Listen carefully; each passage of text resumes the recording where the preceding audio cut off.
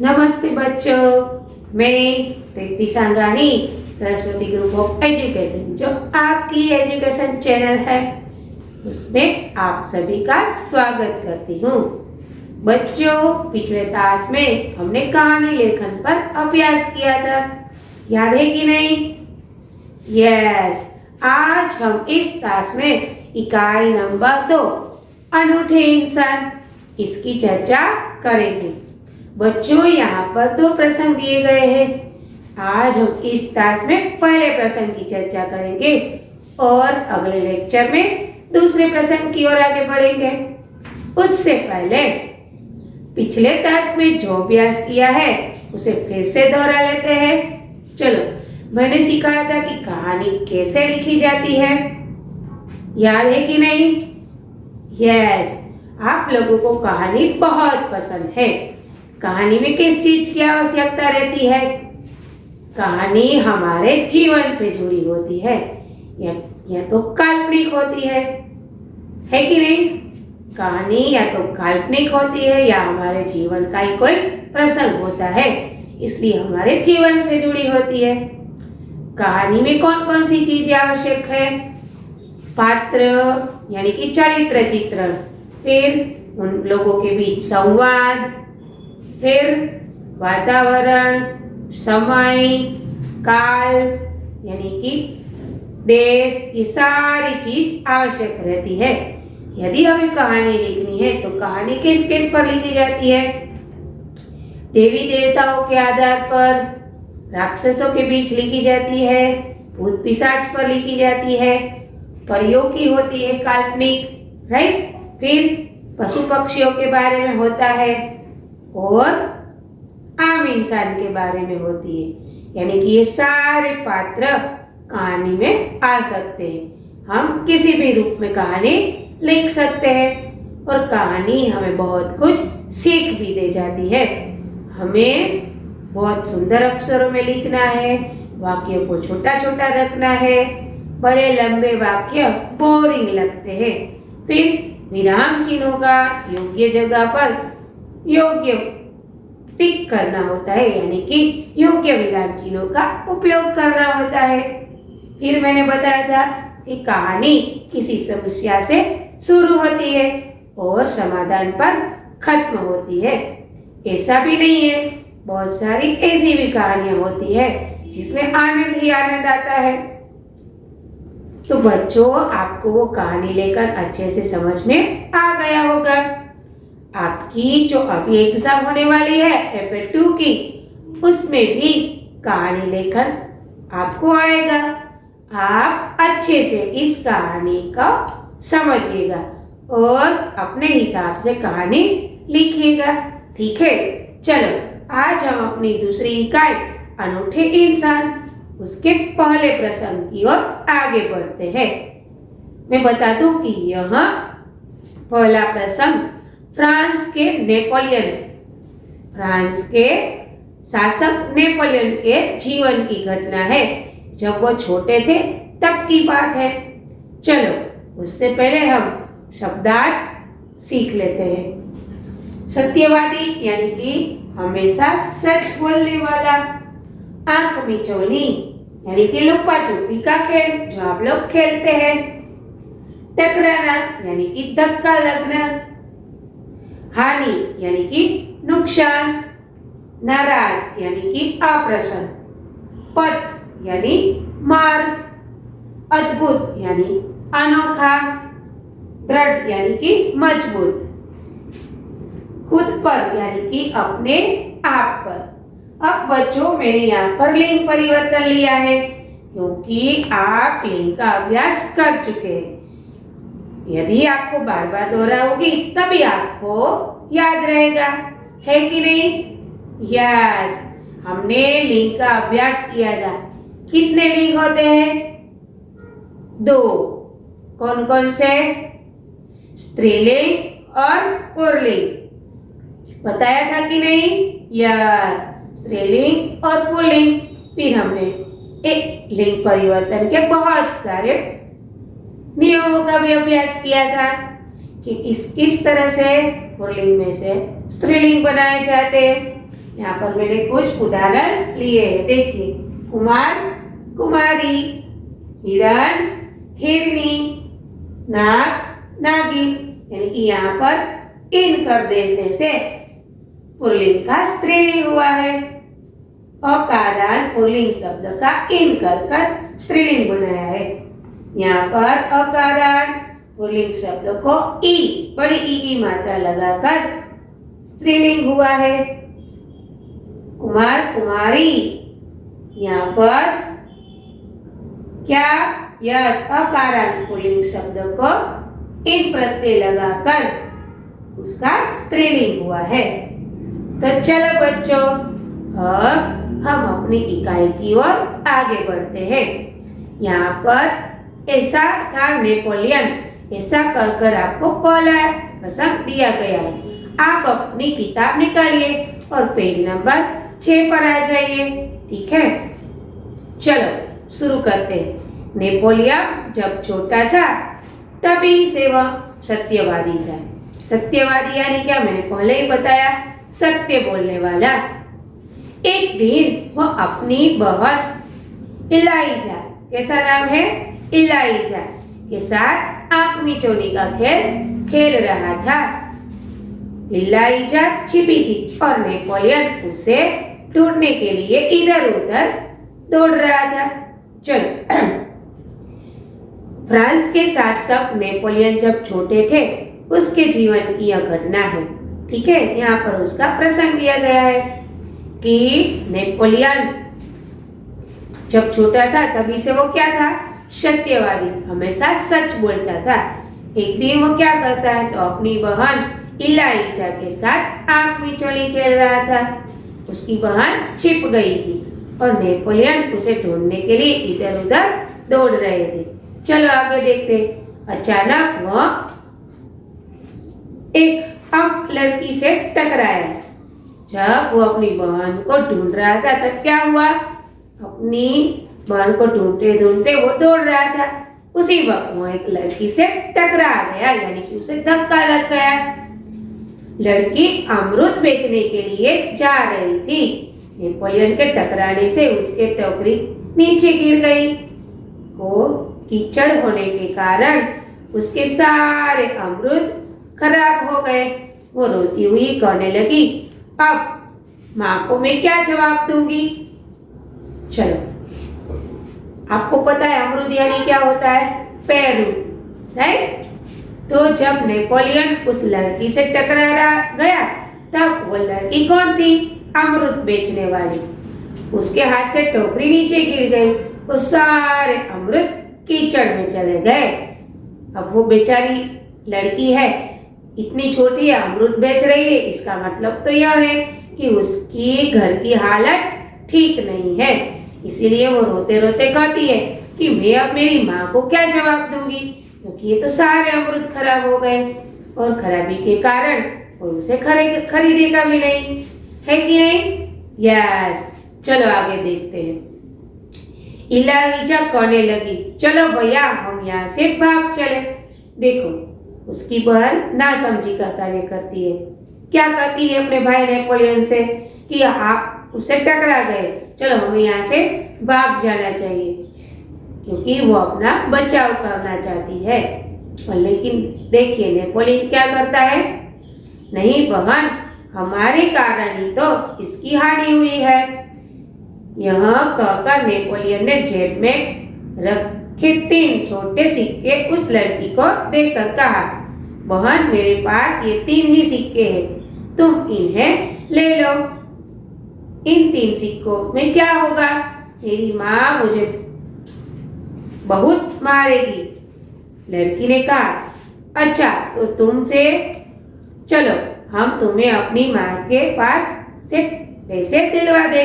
देखो इलाइजा क्या करती है, नेपोलियन को कहती है कि हमें यहाँ से भाग जाना चाहिए, लेकिन नेपोलियन कहता है नहीं, हमारे कारण ही उसके अमरूद का नुकसान हुआ है, तो हमें क्या करना चाहिए, हमें उसकी मदद करनी चाहिए। इसीलिए वो अपने जेब में हाथ डालकर जो 3 सिक्के पड़े हुए थे वो अमरूद वाली को दे देता है। लेकिन 3 पैसों में भी क्या हो सकता है सिक्के में। इसीलिए वो लड़की कहती है अमृत बेचने वाली कि इससे क्या होगा, मैं घर जाऊंगी तो मेरी माँ मुझे बहुत डांटेगी।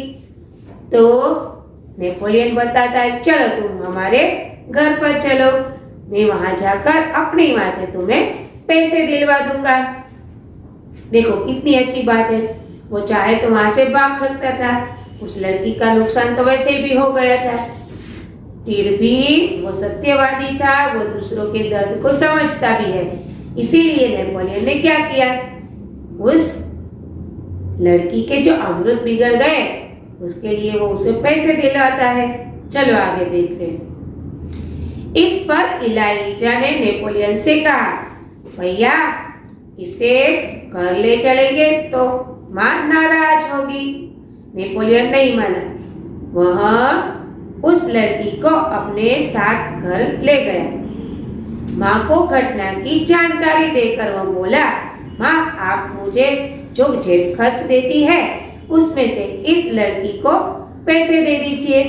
देखो कितना अच्छा है, नेपोलियन क्या करता है, उसकी बहन उसे मना करती है कि इसे अपने घर नहीं ले जाना है, हमारी माँ नाराज हो जाएगी यानी कि अप्रसन्न होगी। लेकिन नेपोलियन उसकी बात नहीं मानता, उसे वो अपने घर ले जाता है। घर पर जाकर वो अपनी माँ से कहता है कि आप मुझे जो जेब खर्ची देती है वो पैसे इस लड़की को दे दीजिए। देखो अच्छी बात है ना, हमारी वजह से किसी का नुकसान होता है हमें उस नुकसान की भरपाई करनी ही चाहिए। यदि हम उस जगह होते तो। चलो आगे देखते हैं। ठीक है मैं तुम्हारी सच्चाई से खुश हूँ, मगर याद रखना अब तुम्हें 1 महीने तक जेब खर्ची के लिए कुछ भी नहीं मिलेगा। माँ ने कहा चलो। नेपोलियन की माँ क्या कहती है, मैं तुम्हारी सच्चाई से बहुत खुश हुई हूँ, लेकिन आज से लेकर 1 महीने तक तुम्हें जेब खर्ची नहीं मिलेगी। ठीक है, क्योंकि वो जेब खर्ची के पैसे तो उसने किसे दे दिए, अमृत बेचने वाली लड़की से। चलो आगे देखते हैं। ठीक है माँ, नेपोलियन ने हंसते हुए कहा। माँ ने उस नेपोलियन को 2 बड़े सिक्के दिए, वो खुशी खुशी पर लौट गई। नेपोलियन को धक्का देने की सजा तो मिली, परंतु सब सत्य के पथ पर चलने के कारण उसे यह सत्ता भोगने की अद्भुत आनंद मिला। देखो क्या कहा गया है कि नेपोलियन की माँ उस लड़की को सिक्के दे देती है और वो लड़की खुश खुश होकर वहां से चली जाती है। ठीक है, फिर क्या होता है, तो नेपोलियन को धक्का देने की जो सजा मिली थी वो उसको हंसते हंसते स्वीकार लेता है। क्यों? क्योंकि उससे गलती हुई थी और वो अपनी गलती को सुधारना चाहता है, इसीलिए वो अपनी माँ की सारी बात मान लेता है। चलो अब आगे देखते हैं। वास्तव में नेपोलियन सच्चाई के पथ पर चलने वाला इंसान था। बचपन से ही उसे खुद पर दृढ़ विश्वास था और दृढ़ इच्छा शक्ति थी। चलो बच्चों, यहाँ पर ये पहला प्रसंग खत्म हो जाता है। क्या सीख मिलती है? यही हमें सत्यवादी बनना चाहिए। यदि हमारे कारण दूसरों का कोई नुकसान हुआ है, किसी को हानि पहुंची है, तो उसकी भरपाई भी हमें ही करनी चाहिए, है कि नहीं? यस, उसकी भरपाई हमें ही करनी चाहिए, क्योंकि दूसरों को नुकसान पहुंचाने का हमें कोई अधिकार नहीं है। इसीलिए नेपोलियन अपना सत्यवादी बोलने का जो साहस है अपनी माँ से कह देता है और उसकी गलती के रूप में वो उस लड़की को अपनी माँ से पैसे भी दिलवाता है। ठीक है, तो बच्चों यहाँ पर आपको सीखना मिला होगा कि हमें किसी का नुकसान नहीं करना चाहिए। यदि हमने किसी का नुकसान किया है तो हमें ही उसकी भरपाई करनी चाहिए और हमेशा सच बोलना चाहिए। चलो, आपको यह प्रथम प्रसंग याद रह गया होगा, है कि नहीं? यस, कुछ प्रश्नों के रूप में हम इसे फिर से दोहराते हैं। चलो, इकाई नंबर 2, अनूठे इंसान। इसका साहित्य प्रकार क्या है? क्या होगा? यस, प्रसंग वर्णन। ओके, इस इकाई के पहले प्रसंग में किसकी बात की गई है? इस इकाई में पहले प्रसंग में नेपोलियन की बात की गई है। नेपोलियन कौन था? नेपोलियन फ्रांस का शासक था। नेपोलियन फ्रांस का एक शासक था। नेपोलियन बचपन से ही क्या करता था? नेपोलियन बचपन से ही सत्य बोलता था, यानी कि वो सत्यवादी था। नेपोलियन की बहन का नाम क्या था? यस, नेपोलियन की बहन का नाम इलाइजा था।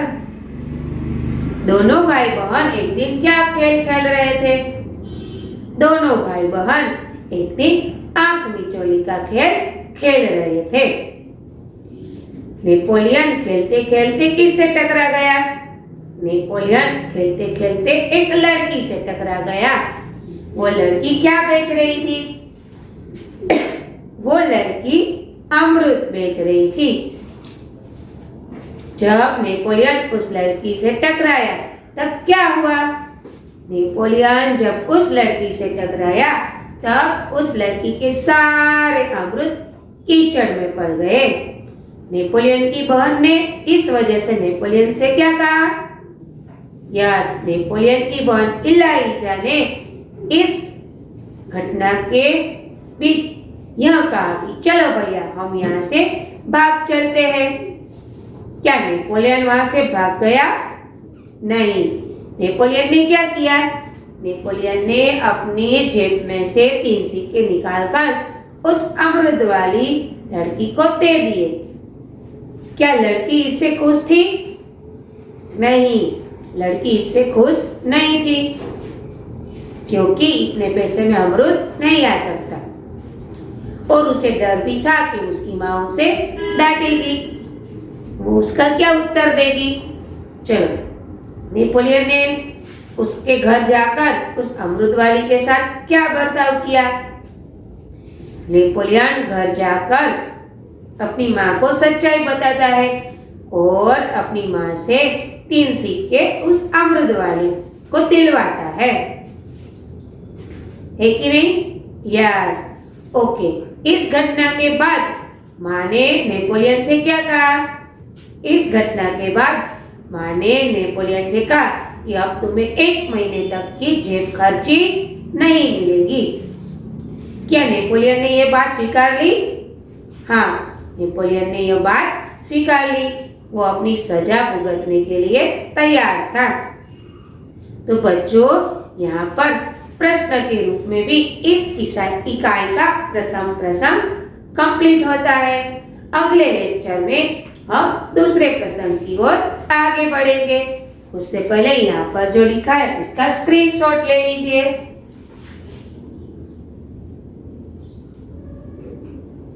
बच्चों, आपने यह स्क्रीनशॉट ले लिया होगा, क्योंकि आपको पता ही है इस टास्क के बाद आपको वर्कशीट दी जाएगी।